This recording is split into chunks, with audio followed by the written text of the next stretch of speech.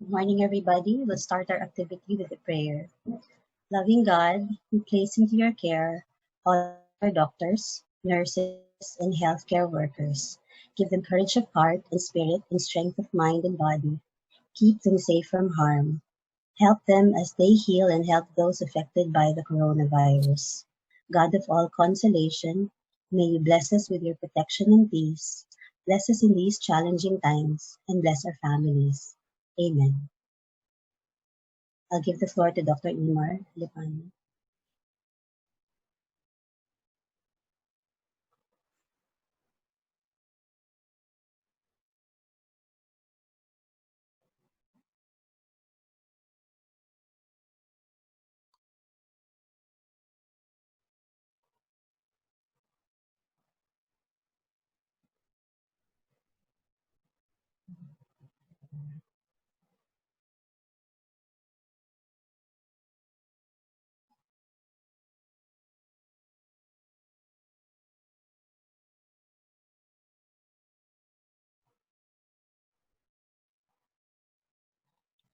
Welcome, everyone, to this webinar.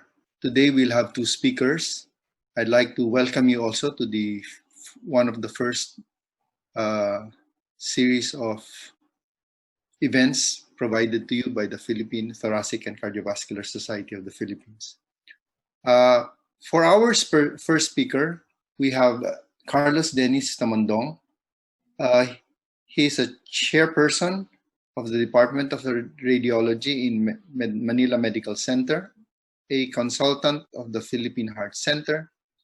He had his CT-MRI fellowship in Makati Medical Center, radiology residency in Makati Medical Center, and took his doctorate in medicine at the Far Eastern University. He will be talking about the big role of radiology in COVID-19. And our second speaker is no other than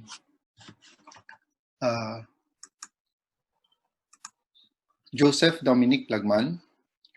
He's department head of the Holy Trinity General Hospital, the training officer in Jose Lingad Memorial Regional Hospital, a visiting consultant of the Lung Center of the Philippines, a visiting consultant of the Philippine Heart Center. He had his fellowship in CT-MRI, fellowship in ultrasound, and residency in radiology at the Philippine Heart Center. He took his doctorate in medicine in UERM Memorial Medical Center. He will be talking about the guidelines and cases review of COVID-19. Without further ado, I'd like to hand over the session now to Dr. Carlo Dennis Tamundong. Good morning again.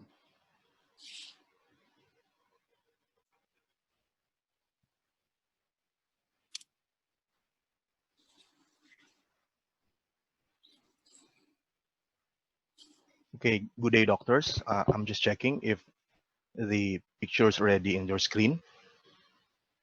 Hello? Yes. Okay. Good day, doctors. My name is Carlo Dennis Tamandong, and I am tasked today to share to you our radiology experience regarding COVID-19 pneumonia ER setting. So first off, I'm going to show you two important chest x-rays, okay? This one is case number 1. Please be familiar with this one. And then this one is case number 2, okay? These are the chest x-rays that you often see in the ER, and both of these x-rays of these patients having these x-rays will come in the ER with dyspnea, okay? So first up, let's start with the pathophysiology of the COVID-19 pneumonia, okay? So SARS-CoV-2 or SARS-CoV-2 is actually the virus that's causing the COVID-19 pneumonia. Okay, so when you catch SARS-CoV-2 in your nose or in your mouth, eventually it will go into your throat, your larynx, primary bronchi, secondary bronchi, tertiary bronchi, bronchioles, and eventually interalveolar spaces where your ACE2 receptor is located. And then the SARS-CoV-2 or SARS-CoV-2 virus will bind with your ACE2 receptor in your alveolar structures, giving you the typical CT picture of the COVID-19 pneumonia. Okay, the reason The reason why this COVID-19 pneumonia or the SARS-CoV-2 goes into the periphery of the lungs is because of its size. The SARS-CoV-2 virus is very small. It's just 120 nanometers. Okay, so let's go to the this one. You have to be oriented with the secondary lobule. Okay, okay. Let's be oriented with the secondary lobule because it's very important. Okay, so this is the secondary lobule, and the yellow line here is actually the interlobular septa. Okay, this one is one lobule, the other one is another lobule. Okay, this one is interlobular septa.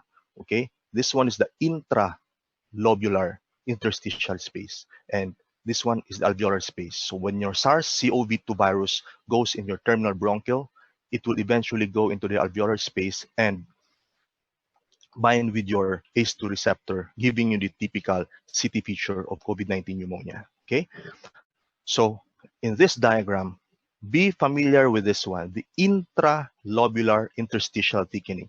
Intralobular interstitial thickening, because this one will give you the typical CT features of COVID-19 pneumonia. Okay, so this one is an example of a typical CT feature of COVID-19 pneumonia.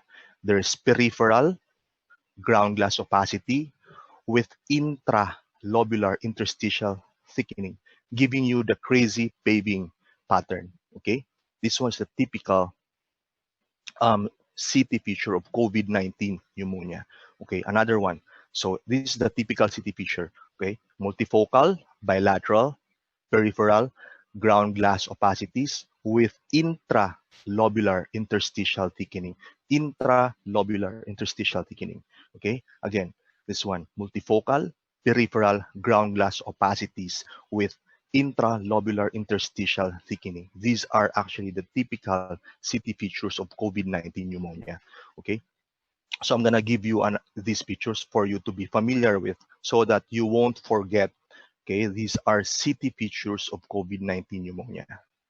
Okay, so there are some patients wherein after like 6 days, 7 days, 8 days, they will evolve into organizing pneumonia. Okay, this is an example of evolution into organizing pneumonia. This is like after 6 days, 7 days, 8 days, sometimes 9 days. Okay, so this is a typical organizing pneumonia, a linear consolidation, and you also have interstitial fibrosis. That's the reason why you have traction bronchiectasis and you have traction dilatation of the vascular structures.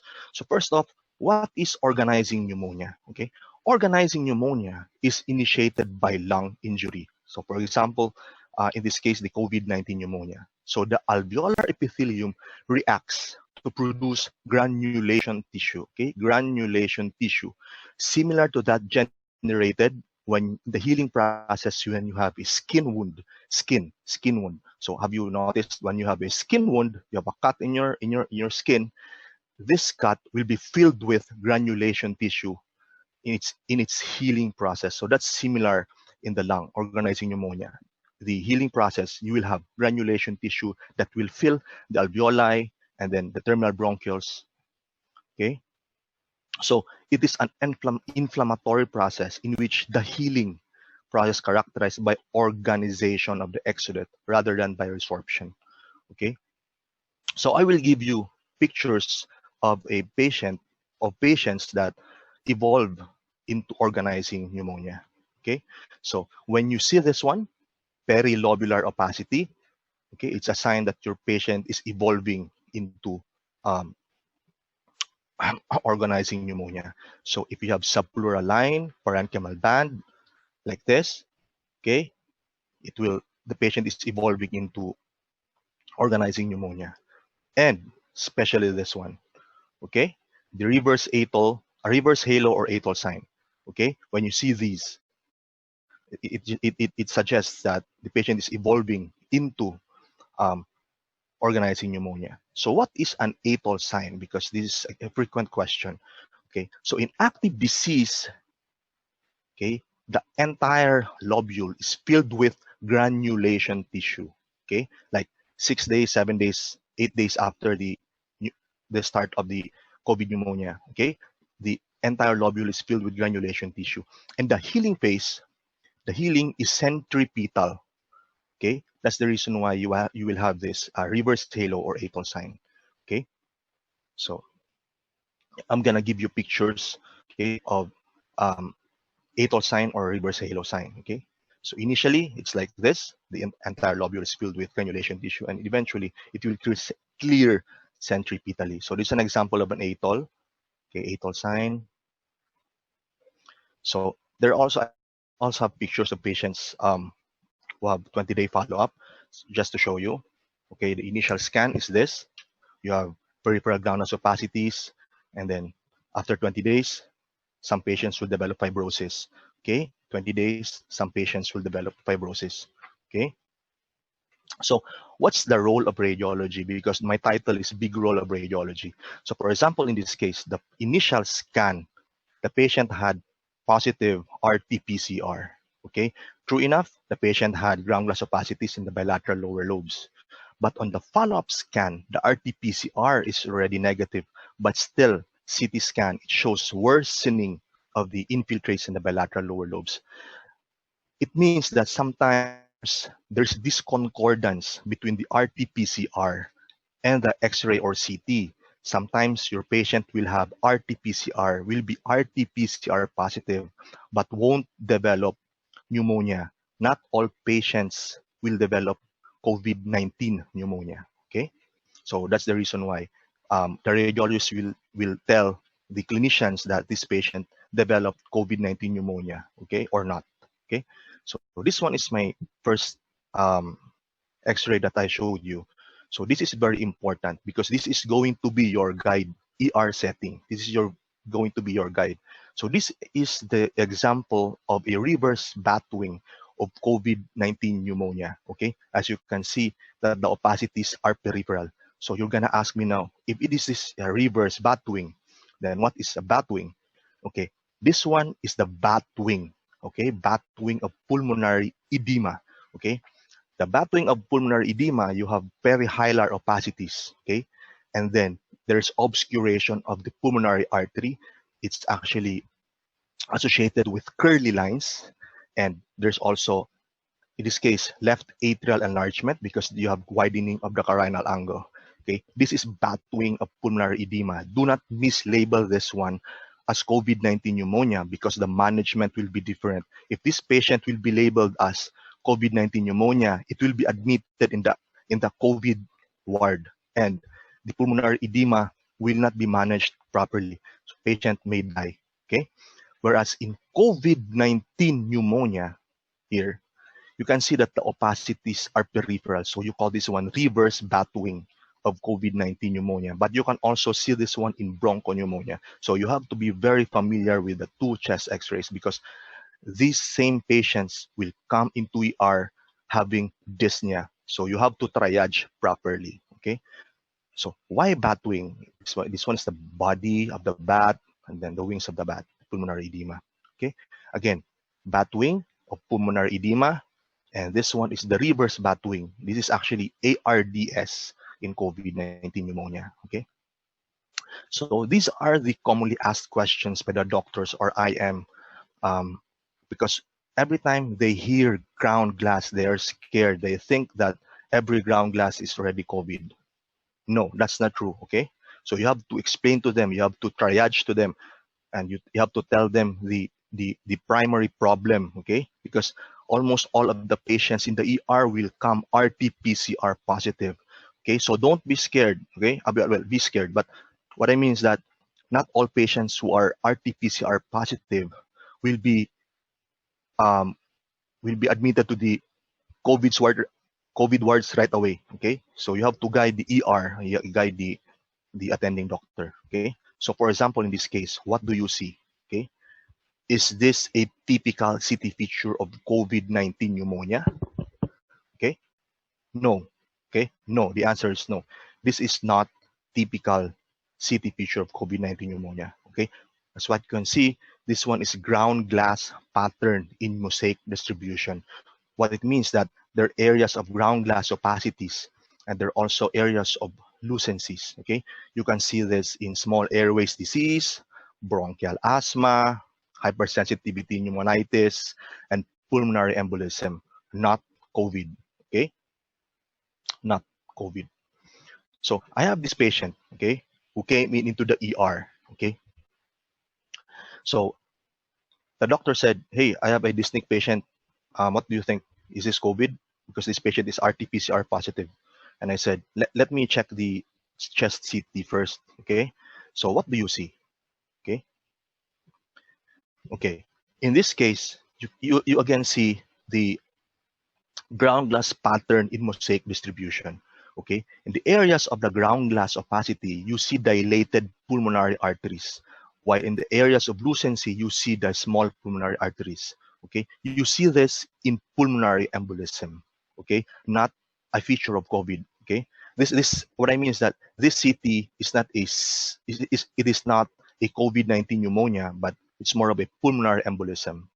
Okay, so what the ER doctor did was gave enoxaparin, which is an anticoagulant, and then furosemide, which is a diuretic, and a sumapen antibiotic. And after 24 days, you see that there's improvement of the pulmonary pathology, okay, even without anti-COVID drug, okay, just given these three drugs, okay, enoxaparin, furosemide, sumapen. So after 24 days, there's improvement of the pulmonary pathology, okay. So now, what do you see? Okay, again, this one is Batwing configuration. Very high LAR opacities, obscuration of the pulmonary artery associated with curly lines, and you have dilated left atrium. As you can see that there is widening of the carinal angle. Pulmonary edema. Okay, so this one is the CT of that pulmonary edema. Okay, so you have interlobular septal thickening. Interlobular septal thickening. At the same time, you have ground glass opacity that is central. Okay, ground glass opacity that is central. Okay, this is pulmonary edema. Okay, so for example, this case, let's go back to the secondary lobule. My patient had mitral valve pathology. So the patient, yeah, mitral valve pathology. So the heart won't be able to pump the blood well. So there will be overload of blood slash fluid in the lungs. So eventually that fluid will leak into the interlobular septa, interstitial edema, interlobular septa, and eventually into the intralobular interstitium, giving you the ground glass opacity and eventually into the alveolar space. So this is one example of pulmonary edema. Okay, do not mislabel this as COVID, because it is very important for you not to mislabel this one, because this is pulmonary edema, and if you won't be able to manage or the ER won't be able to manage this well, the patient might die. Okay, as you can see, there's interlobular septal thickening, interlobular septal thickening and the ground glass opacity. Okay, again, pulmonary edema. And commonly in pulmonary edema, you have pleural effusions because of the fluid overload or third space fluid loss. You have pleural effusions in pulmonary edema. This is an example, again, of pulmonary edema, okay? Pulmonary edema. Bigger picture of pulmonary edema so that you won't forget, okay? Okay, so how about this one? Is this COVID? No. Okay, this is still pulmonary edema. You can see that there's interlobular septal thickening. There are times wherein you won't see the ground glass opacity. It is just purely interstitial pulmonary edema. So these are the slides wherein you have to compare how the COVID-19, the typical COVID-19 looks. Okay, as you can see, the typical COVID-19, you have peripheral ground glass opacity with intralobular interstitial thickening. And if you're going to check the lung immediately adjacent the pneumonia, you won't see any interlobular septal thickening. Okay. However, in the pulmonary edema, you will see interlobular septal thickening. These are curly lines. Okay, and then you will have a ground glass opacity. Okay, so this diagram is the intralobular interstitial thickening. You see this in COVID-19 pneumonia, okay, while in interlobular septal thickening, you see this one in pulmonary edema. Okay, so again, pulmonary edema, COVID-19 pneumonia. Okay, pulmonary edema, COVID-19 pneumonia. Okay, don't mislabel these. Okay, so there are times wherein the ER doctor or the attending physician will request X-ray and then chest CT on the same day. And you might think, why is this happening?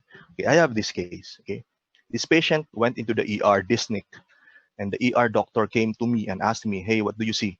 And I said, this is pulmonary edema because this one is Batwing configuration. There is obscuration of the pulmonary artery associated with curly lines. And as you can see, there's cardiomegaly, especially left atrial enlargement with widening of the carinal angle. And he said, okay, pulmonary edema. But how about the COVID-19 pneumonia? Is there COVID-19 pneumonia in this patient? And I said, it is very difficult to see COVID-19 pneumonia here. Okay, you have to manage the pulmonary edema first, okay, because this one is a priority at this time. Okay, and the ER doctor said, okay, I'll be back. So after okay, what the ER doctor did was he gave diuretics and inotropes. Okay, so that was 10:38 a.m. The X-ray was 10:38 a.m. And he did the same day I was still there. He did the follow-up CT scan after 3 hours. Okay, 1:30 p.m. same day. Okay, and he came back and he said, hey, is there COVID-19 pneumonia? And I said, well, there's actually clearing of the pulmonary edema, but no COVID-19 pneumonia. Okay, so it's easier for you to look for the COVID-19 pneumonia if the pulmonary edema has cleared. Okay, and also if you are reading the CT, you have to check if there's a prior X-ray or ultrasound so that you will have a clearer picture of what is happening with the patient, so that you will help on the management of the patient. Okay, so here, bacterial pneumonia versus COVID. Okay, in bacterial pneumonia, the opacity is very dense. Okay, it is very dense. Since it is very dense, you will see air bronchograms. This dense opacity with air bronchograms, you call this one airspace consolidation. And in bacterial pneumonia, usually you won't see the intralobular interstitial thickening. Okay, again, in COVID-19, you see ground glass opacities with intralobular interstitial thickening. Okay, in lobar pneumonia, bacterial pneumonia, you see very dense opacity with air bronchograms. You don't see the intralobular interstitial thickening. And in this lobar pneumonia, it's very common to have parapneumonic effusion. Okay? Okay, how about this? What do you see? Okay, this is an ER patient again. So, is this COVID-19 pneumonia? Okay, be very careful in calling pneumonia, because if you're gonna look at this closely, you will see that there are nodules within the ground glass opacity. Okay, nodules within the ground glass opacity. Okay, nodules within the ground glass opacity. So this could be fried egg or halo sign. Okay, this could be seen in bronchoalveolar carcinoma. Other people call it minimally invasive adenocarcinoma. Okay. So there are actually cases wherein it is indeterminate for COVID. Okay, this one you can clearly see that this is pulmonary metastasis. But if you look at the right upper lobe, you see ground glass opacity, peripheral ground glass opacity. So this is for me, this is indeterminate because indeterminate for COVID because the typical CT features of COVID-19 pneumonia, even though it is peripheral ground glass, it is usually bilateral. Okay, this one, I just saw this one in the right upper lobe. So it's difficult to say if it's COVID. So I said it's indeterminate, and let's just do follow-up or correlate with the RT-PCR. Okay, so let's do a recap. Okay, pleural effusion, anasarca, ascites, not CT features of COVID-19 pneumonia. Okay, if you in this case there's cardiomegaly, pleural effusion. Okay, this third space fluid loss, not a feature of COVID-19 pneumonia. Okay, in this case there's cardiomegaly, so this could be a there could be a cardiac pathology here. Okay. Again, this one, if you see interlobular septal thickening, not COVID-19 pneumonia. This is pulmonary edema. Okay. Bigger picture, cardiomegaly, this will be cardiac patient having third space fluid loss. Again, pulmonary edema, so that you won't forget. Okay, interstitial pulmonary edema.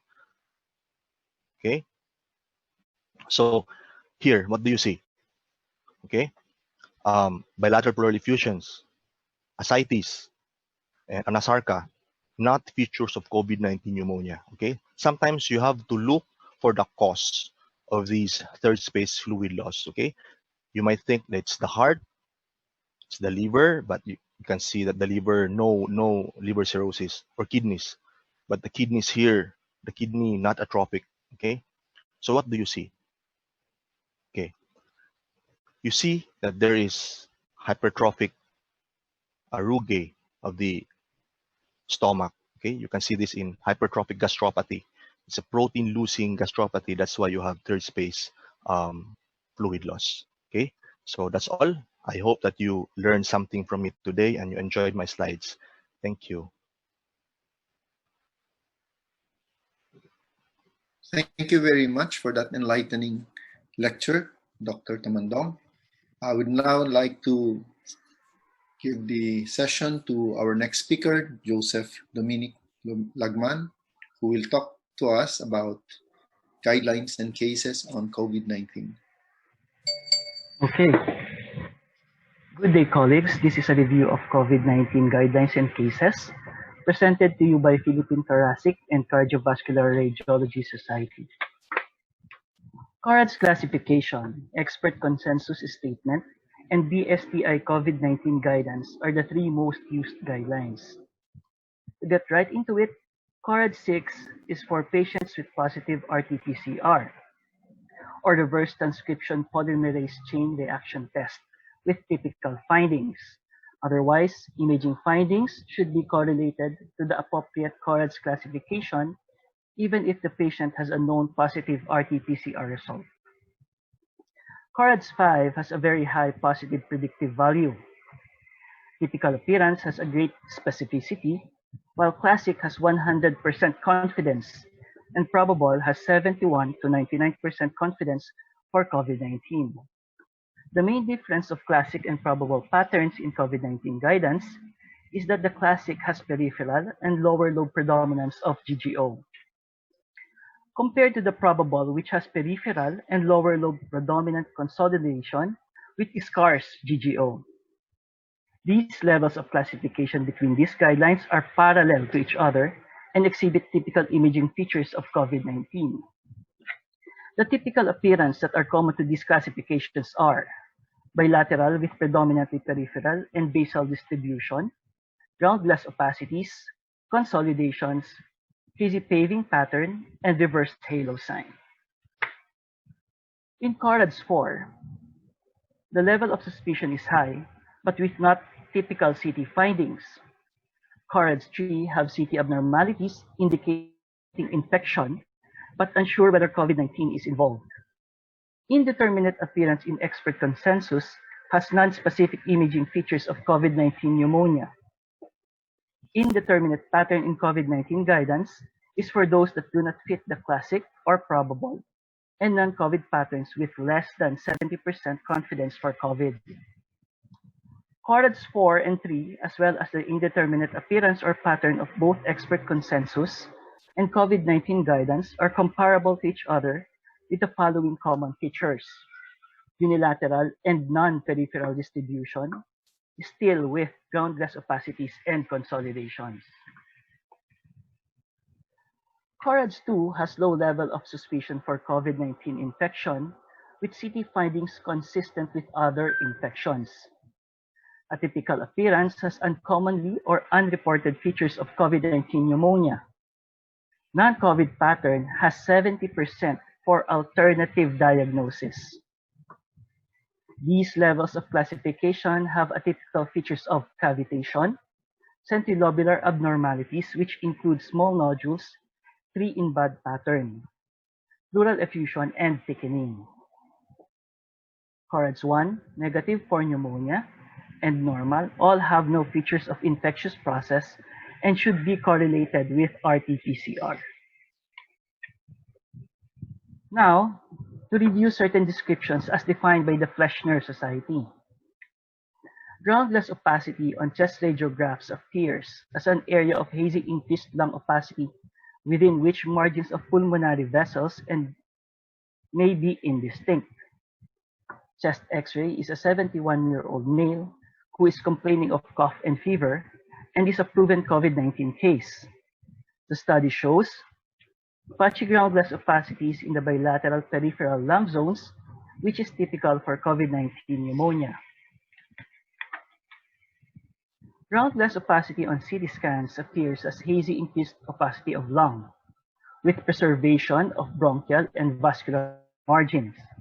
It is caused by partial filling of air spaces, interstitial thickening due to fluid, cells, and/or fibrosis, partial collapse of alveoli, increased capillary blood volume, or combination of these. The common factor being the partial displacement of air. Ground glass opacity is less opaque than consolidation in which bronchovascular margins are obscured. This CT scan is from a 71-year-old female, also complaining of cough and fever, and is likewise a positive COVID patient. CT scan image shows peripheral ground glass opacities in both lungs, typical of COVID-19 pneumonia. Ground glass opacity is a non-specific sign with wide etiology that includes other infections, both opportunistic and non-opportunistic, acute alveolar disease, and interstitial disease. MERS is an example of non-opportunistic infection and is a coronavirus disease, the same as SARS and COVID-19. Image in the left is a 44-year-old male diagnosed with Middle East respiratory syndrome. His CT scan shows bilateral subpleural ground glass opacities with peribronchovascular distribution. In these cases, history of contact is usually found. CT scan in the right is a 25-year-old female with nonspecific interstitial pneumonia. Image shows bilateral symmetrically fine ground glass opacities with relative subpleural sparing. Consolidation on radiographs and CT scans appears as a homogeneous increase in pulmonary parenchymal attenuation that obscures the margins of vessels and airway walls. Air bronchogram may be present. Pathology of consolidation refers to an exudate or other product of disease that replaces alveolar air, rendering the lung solid. Images shown are from different patients who are confirmed COVID-19 cases. The X-ray is a 43-year-old male with cough and fever. Image shows peripherally dominant ground glass opacities in the bilateral mid to lower lung fields with consolidation in the left lower lobe, typically seen in COVID-19. The CT scan is a 61-year-old female, also with cough and fever.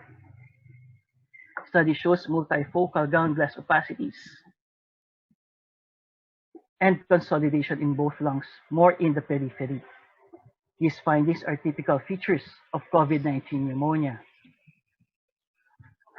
For further clarification, consolidation only infers the severity of alveolar spread of disease. It is most commonly due to pneumonia, but can be caused by other pathologies like pulmonary malignancy, bronchial obstruction, pulmonary hemorrhage, and pulmonary alveolar proteinosis. Consolidation is opaquer than ground glass opacity because the alveolar air is already replaced by exudate or other product of disease. In ground glass opacity, there is simply partial displacement of air. On the other hand, confluent or confluence means to flow together or merging. It is not in the Fleshner definition of terms, but can be used to describe the pattern of ground glass opacities and consolidation. Another example of its use is converging or confluence of pulmonary veins. Hazy paving pattern is a CT scan finding that appears as a thickened interlobular and interlobular lines superimposed on a background of ground glass opacity, resembling irregularly shaped paving stones. The crazy paving pattern is often sharply demarcated or from more normal lung and may have a geographic outline. CT scan done was from a 69-year-old male complaining of cough and fever for a week. CT scan showed nonspecific distribution of ground glass opacities with a background of intralobular thickening or crazy paving in both lungs, more in the left, which exhibits consolidations. These findings are classified as indeterminate for expert consensus statement and COVID-19 guidance. In CORAD's classification, the findings are under CORAD's 4. RT-PCR test result of this patient came out positive for COVID-19. Crazy paving pattern is a non-specific finding that can be seen in several conditions. Chest CT scan in the left shows widespread ground glass opacities which superimpose smooth intralobular septal thickening referred to as crazy paving, which is seen in pulmonary alveolar proteinosis. PAP is a lung disease characterized by abnormal intraalveolar accumulation of surfactant-derived lipoproteinaceous material. The two main features of pulmonary alveolar proteinosis are smooth thickening of interlobular lines and ground glass opacities. Pneumocystis pneumonia is a fungal disease caused by Pneumocystis hoverechi and a good example of pneumonia with crazy paving pattern, as seen in the CT scan image in the right, which showed bilateral ground glass opacities and septal thickening superimposed on one another. Reversed halo sign, also known as atoll sign, is a focal rounded area of ground glass opacity surrounded by a more or less complete ring of consolidation. This is a relatively rare sign compared to the previously mentioned COVID findings.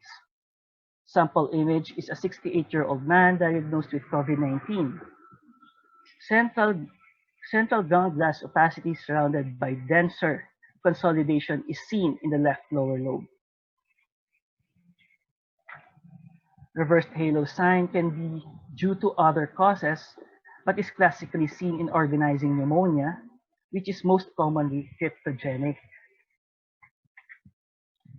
For our first case, a 72-year-old male came in for cough and dyspnea for 5 days duration. He had no fever. He was exposed to a household member who was tested positive for COVID-19. Chest X-ray was done, which showed no discrete pulmonary parenchymal opacities. He was then admitted for further observation since he was classified as COVID suspect. Cough and dyspnea persisted and chest X-ray was repeated after 5 days, which showed interval development of patchy, hazy opacities in both lower lung fields, likely due to pneumonia. Chest CT scan was subsequently done on the same day.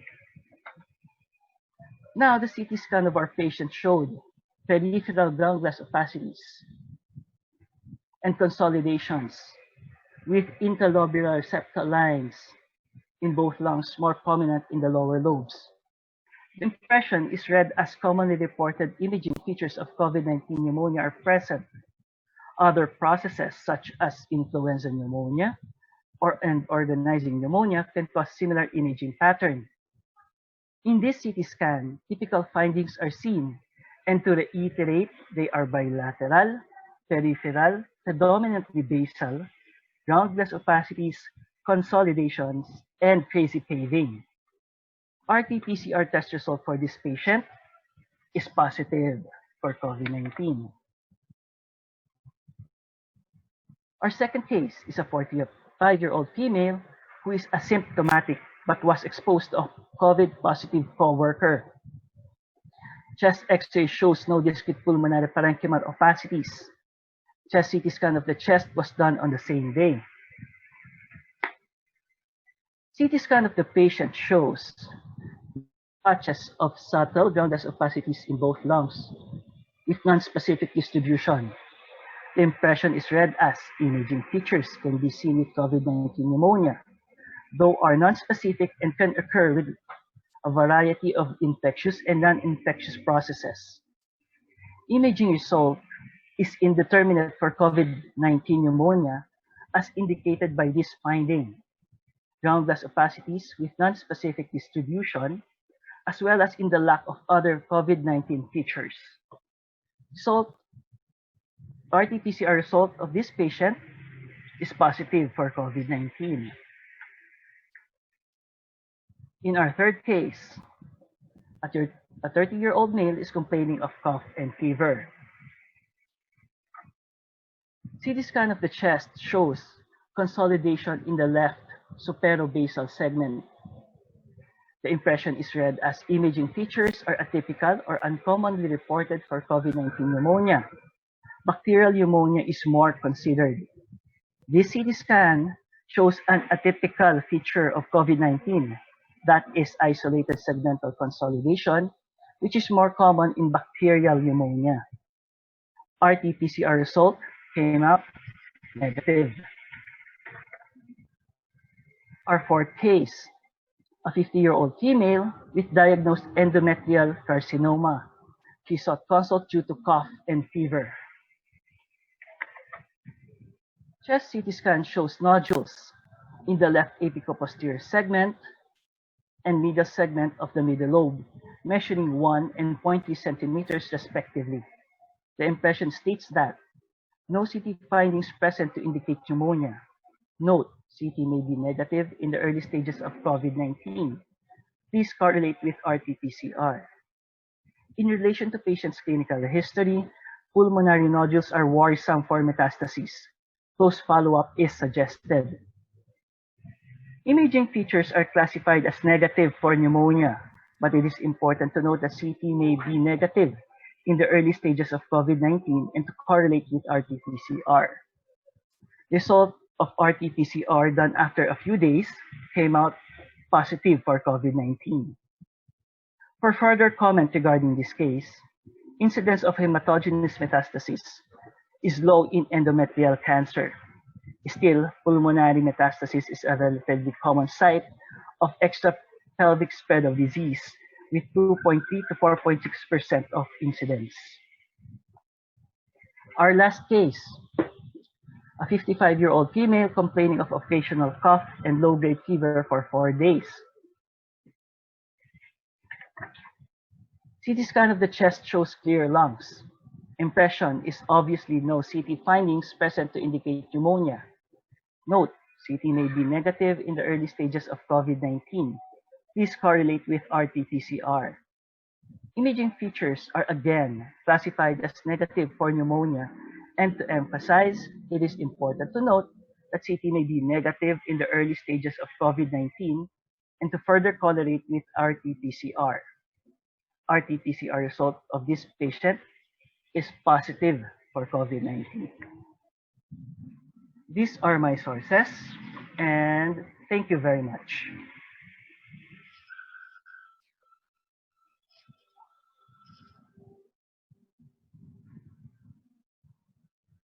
Thank you very much for that well-structured lecture. We now open the seminar for questions. We have 3. The first question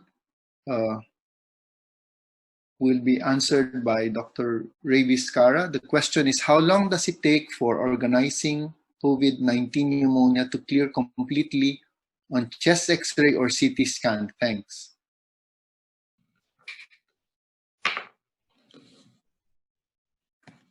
Good morning, everyone. This is Dr. Vizcarra. So the question was, how long does it take for the organizing COVID pneumonia to clear completely on chest X-ray or CT? It will take more than a month. So that's the answer, more than a month. Okay.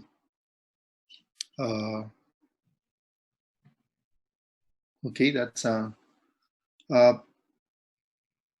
Another question we have here is from, we don't have his name, but the question is, will superimposed bacterial pneumonia overlap the CT features of COVID-19? Will it present with overlapping features of peripheral ground glass and consolidation? We can ask probably Dr. Tumandang to answer the question.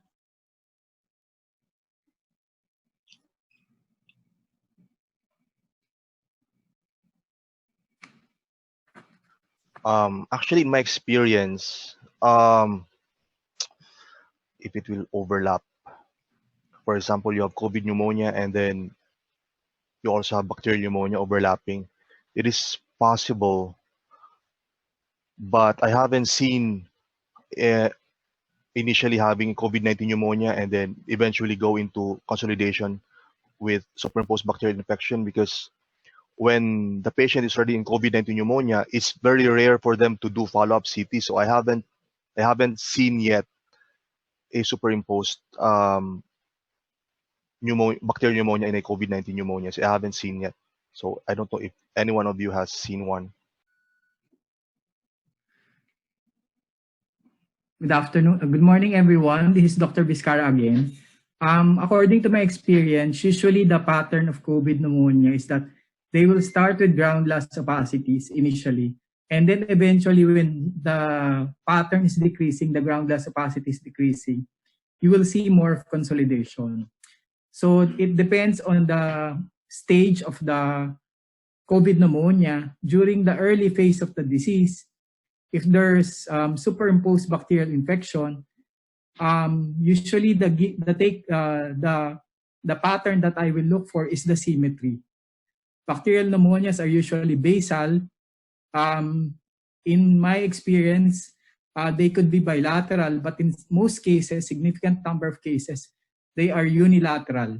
And usually the pattern is of resolution. If you'll follow up these patients, bacterial pneumonia will resolve slowly, while the COVID pneumonia, within 7 days, usually they will peak within the 10th day, and then it will slowly progress or it will regress, depending on the clinical severity of the COVID pneumonia. So again, to answer the question, the straightforward answer is I will look for symmetry, because COVID pneumonia is usually symmetric, bilateral in distribution.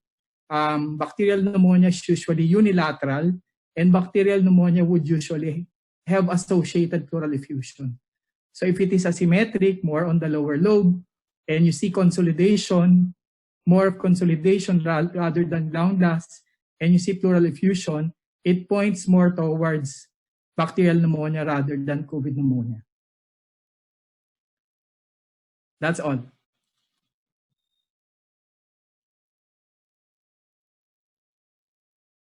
Probably have two more questions. There's a question from Orlando Chan. What is the correlation of chest CT findings to RT-PCR or for rapid test? Okay. Maybe I would like to I would like to throw the question to the speakers. Anyone who would like to answer the question on the correlation of the CT and the RT-PCR tests? Actually, sir, in the RSNA publication, it is 97% correlation. But again, like what my colleague said, it depends on the time of the examination was done or tested. And I think if you look at the initial, I would like to add, if you look at the initial studies in Wuhan, when they did not have the test immediately, it turned out that they had a very high correlation with the test. In fact, the sensitivity of CT turned out to be more in the initial test. In fact, in the initial SARS, when SARS came out in Hong Kong in the 19s, when you had a patient who had fever and cough, okay, and you thought it was SARS, that was the reason why you had CT scan, because that was the only way to detect it at the time. So the correlation is very high. It's generally above 95% if you follow the features that you would take up to diagnose COVID-19, as what Dr. Tamondong showed us this morning. So I think we have one more. I think this is very important. I would like to direct this question to Dr. Lagman. Which COVID classification is used in your hospitals? CORADS ba or RSNA or others? Which one would you probably recommend? Actually, it depends on the hospital you are rotating to and in what kind of classification the clinicians are used to, aside from what you are comfortable using. In my hospitals, you usually use the RSNA, but sometimes we use the BSTI if we want to consider the severity, because it has classification for the severity of disease. But again, if you're going to ask which one you should use, I suggest that you should use the one that the hospital is used to. Some hospitals actually have their own classification, like Capitol and the Philippine Heart Center. So you can adhere to those classification as long as your clinician can understand your result. Okay.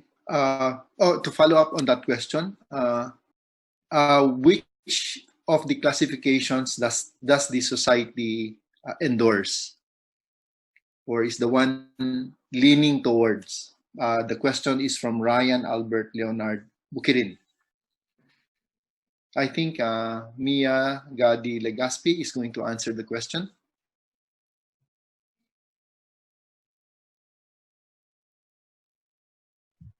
Mia? Dr. Garcia, Mia is our CME manager. She's just requesting the speaker to answer the question live. Thank you. Okay. I think we have limited time, so I think for now we will be closing this webinar, and I'd like to thank everyone who joined.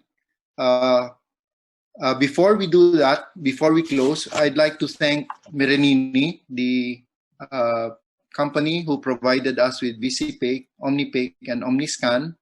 And I would like to thank our speaker, the Philippine College of Radiology, the Philippine Thoracic Society, Cardiovascular Society, for making this possible.